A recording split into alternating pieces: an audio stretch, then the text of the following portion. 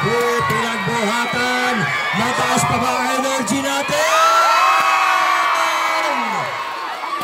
Yung mga nandito sa kaliwa, gising pa ba tayo? Yung mga nakatayo sa likod, ayos lang ba kayo dyan? Yung mga nandito sa kanan, yung mga nasa likod. At yung mga maaga dumating, kaya nandito po sila sa VIP seats.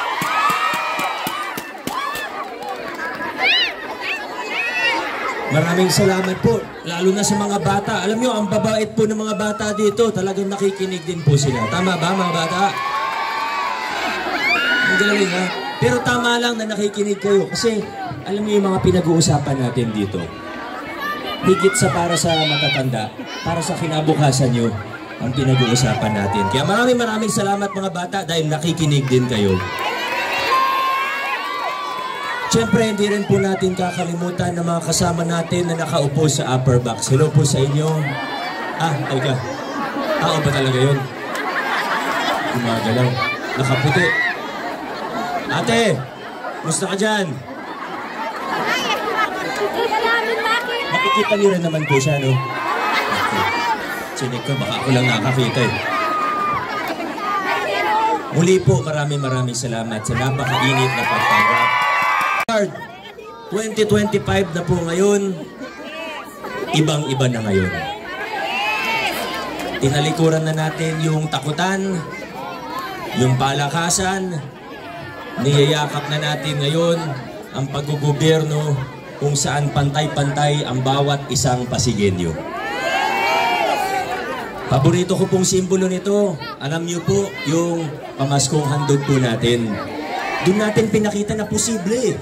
Doon natin pinakita na posible magkaroon ng pamahalaan na pantay-pantay ang tingin sa bawat isa. Hindi yung kung malapit lang sa kusina, yun yung mas magandang benepisyo. Hindi, para sa lahat. Naalala niyo po noon, may mga card, membership. Pag member ka ng lab organization, sigurado, at Pasko meron ka. Pag meron kang blue card o privilege card bilang senior, pag pumunta ka sa ospital, pwede kang malibre. Noong 2019, tinanggal ko po yung mga card na yan. 2019, tinanggal ko yung membership. Ngayon, masaya po tayo. Pero, nung una ko pong ginawa yan, aminin natin, marami pong nagalit sa akin. May mga pumila sa opisina ko, sabi nila, Mayor, ba't mo naman tinanggal yung blue card? Nakakakuha ko ng benepisyo dyan. Pero siguro ngayon, alam na po natin kung bakit natin ginawa yun. Dahil ayaw natin na may iilan lang na mas nakikinabang, na kung mas malapit ka sa kusina, mas marami kang benepisyo na natatanggap. Ang gusto po natin na kung may kayang gawin ng ating gobyerno, kung may programa po ang ating pamahalaan, kung may serbisyo na pwedeng ibigay, hindi natin dapat piliin kung sino lang yung kakilala, malapit sa mayor, may card. Para sa lahat po dapat. Kaya ano pong ginawa natin? Kung dati nakakakuha ng benepisyo, nalilibre sa ospital. Pag may blue card, ang ginawa po natin ngayon, ni hindi nga lang para sa senior, pero basta ikaw ay Pasigueño, pumunta ka sa ospital natin, pinapatupad natin, no balance billing. Isa po tayo sa una, yung city hospitals po natin. Isa po tayo sa una na nagpatupad doon. Nung COVID po tayo nagsimula. May kakilala tayo, 5 million, 6 million ng bill. Panahon ng COVID. Wala siya, lumabas ng ospital, walang binayaran kahit isang piso. Ito na po yung tinataguyod natin na gobyerno ngayon. Perpekto na po ba tayo? Hindi, walang perpektong gobyerno. Pero ang pinaka-importante sa lahat ay tama ang direksyon natin. Alam natin kung saan tayo patungo bilang isang lungsod. Mga kaibigan, sa kasamaang palad, may iilan po na tayong umatras pabalik sa mga lumang. Isang halimbawa po ng lumang kalakaran ay yung mga tinatawag sa gobyerno na SO. Madalas ko rin pong pakinggan si Mayor Magalong ng Baguio. Madalas niya rin kinakwento yung kalakaran sa gobyerno na SOP. Ito po yung automatic na kickback sa mga opisyalis ng pamahalaan.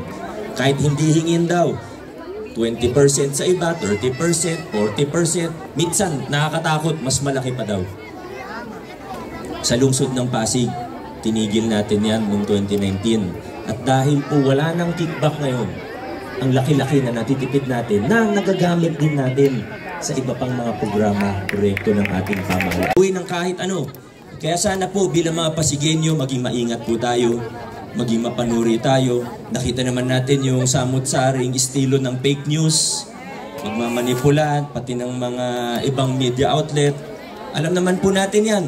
May mga ibang, hindi natin nilalahat ha.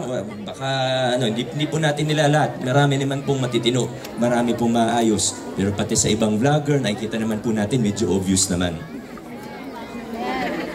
Sa totoo, may isa akong kaibigan. Siguro hindi nila alam kasi na kaibigan ko. Meron siyang nasa 50,000 plus followers sa TikTok. May nag-message sa kanya. Inaalok siya. Gumawa lang ng video na siraan si Vico. Bibigyan ng ilang libong piso. Hindi ko maalala kung magkano. May narinig po kayong ganon? Wala po. Totoo po ito. Kaya kailangan maging maingat. Hindi porket nakita natin sa Facebook kayo na yun. Maging mapanuri po tayo. Pero alam niyo sa totoo, kaya hindi naman po ako, nagpapaalala lang, pero hindi po ako nakabahan. Kasi sa 10 taon na halos araw-araw, nag-iikot po ako sa buong lungsod natin. Ang laki ng Pasig eh. Nasa 1 milyon ng Pasigueño. Kahit araw-araw kami nag-iikot, sa totoo lang, hindi naman natin makakausap lahat o makikita lahat. Pero sa araw-araw kong pag-iikot sa ating lungsod, alam niyo po ang nakita ko sa mga Pasigueño. Mula Pinagbuhatan, mula Nagpayong, hanggang sa Proper, hanggang sa Santolan, hanggang De La Paz, ang mga Pasigueño, matatalino, nag-iisip, at hindi madaling bulahin. Yan ang Pasigueño. Shout out! Noong 2022, malaking tulong po ang binigay niyo sa akin dahil hindi ano masasabi mo ako, hindi lang ang ating congressman, kundi binigyan niyo ang mga kakampi. At pag sinabi kong kakampi, hindi dahil kaibigan, kundi binigyan niyo ako ng mga kakampi nakapareho natin ng prinsipyo. Binigyan niyo ako ng kakampi na naniniwala sa direksyon natin bilang isang pamahalaan. Ang hirap po kasi na, sipin nyo, nasa isang sasakyan tayo. Yung driver gustong dumiretso, pero may pasahero, inaagaw yung manibela, gustong lumiko. Yung driver sinasabi, wala sa lokal na pamahalaan. Pag may kontrata, kung 100% dapat mapunta sa proyekto. Yung driver, ganun ang sinasabi. May pasahero sinasabi, oo pero pahingi din konti. Oo pero baka 3% man lang. Wala nang espasyo para sa mga ganyang klaseng tao sa ating pamahalaan. May iba akala natin mabait at siguro sa personal mabait po. Pero hindi lang talaga natin kapareho ng prinsipyo. Kaya hindi natin makasama sa giting ng Pasig. Ang una ko pong tinatanong sa mga kasama sa giting ng Pasig, yung mga, lalo na sa mga konsyal po natin, siyempre maraming nag-a-apply. Gusto maging konsyal ng giting. Ang una ko pong tinatanong sa isang aplikante ng para konsyal, bakit mo ba gusto maging konsyal? Anong akala mo meron dyan? Ano yung bakit mo? Ano yung intention mo? Ano yung nasa puso mo? Kasi kung para perahan ng gobyerno, akala nila kakapal yung wallet nila bilang konsyal, hindi ka bagay sa giting ng Pasig. Dinediretso ko po sila. Kahit naningi po sila, una kaming dinediretso ko po talaga sila. Parang di na rin. Mamaya, sinama natin. Akala natin, okay lahat. Tapos pag naupo, ibang direksyon pala ang gusto. Yung buti na yung tapatan po tayo. Ito mga nakasama natin, sila yung mga nakita natin, nakaprinsipyo natin, at naniniwala sa direksyon natin tungo sa isang malinis, tapat, maayos na pamamahala. Mga kasama, siguro sa congressman, alam na po natin. Ang matibay na tumindig kasama natin mula 2019, pero higit sa tumindig, makikita nyo naman po yung accomplishment niya bilang isang mambabatas. Pag hindi na po kayo naiinitan, basahin nyo rin po yung pamaypay niya. Ang ganda po ng mga nakasulat dyan. Congressman Roman Romulo. At mula 2022, nagkaroon din tayo ng Vice Mayor na maaasahan natin. Vice Mayor na may integridad. At kailangan ko lang pong banggitin din, Vice Mayor na professional sa trabaho, hindi nag-a-absent. Sa totoo, hindi lang sa hindi absent. Pag sinabi mo may meeting alas 8 ng umaga, abay, 7:57 AM, nandun na siya. Talagang maaasahan, profesional. At dahil sa kanya, sa pamumuno po niya, nag-level up ang ating konseho. Masasabi ko po, mas maayos ang takbo ng konseho ngayon at mas marami silang natutulong sa mayor ngayon. Dahil kay Vice Mayor Dodot Jaworski.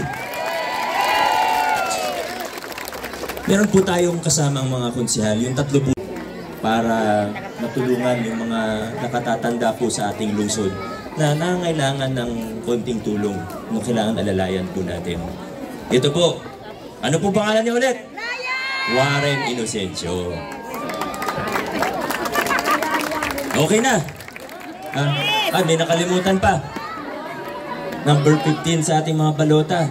Nakita ko yung programa nung kagawad po siya ng Barangay May Bunga laban sa malnutrition. Maganda po yung programa niya. At pati po yung sa meron siya yung kung may go bag, di ba? Nakatanggap tayo ng go bag. Meron siya pre-go bag para naman sa mga buntis. Merong sa health center na bag. Ginawa niya yun sa May Bunga. Tingnan natin, baka magawa niya po sa ating buong lungsod. Ito po, siguro nakilala niyo na rin, si Councilor Boyie Abunda. Ay, si Raimundo, sorry. Sorry, Tita Cory. Sorry, Tito Boy. Malayo na po narating natin bilang isang lungsod. Pero kasama ang mga taong ito, kasama ang bawat isa sa ating mga Pasigenyo. Kung nakararami sa ating mga Pasigenyo, kung magtutulungan po tayo para patuloy na ipaglaban yung mga pagbabago, para paitingin pa yung mga reforma na nasimulan na, para ituloy-tuloy yung pagpapalawak, pagpapaganda ng mga programa at serbisyo ng ating pamahalaan. Sigurado po ako na sa susunod na 3 taon, mas malayo pa ang ating mararating. Kaya mga kapwa ko Pasigenyo, mga taga-pinabuhatan, ngayong 2025, ipakita po natin sa lahat na tayong mga Pasigenyo, hindi na tayo liliko-liko pa. Hindi tayo u-turn, pagkus dire-diretso, paabante, pasulong tayo bilang isang lungsod. Maraming salamat. God bless, Pasig City. Muling iboto, number 4 sa balota.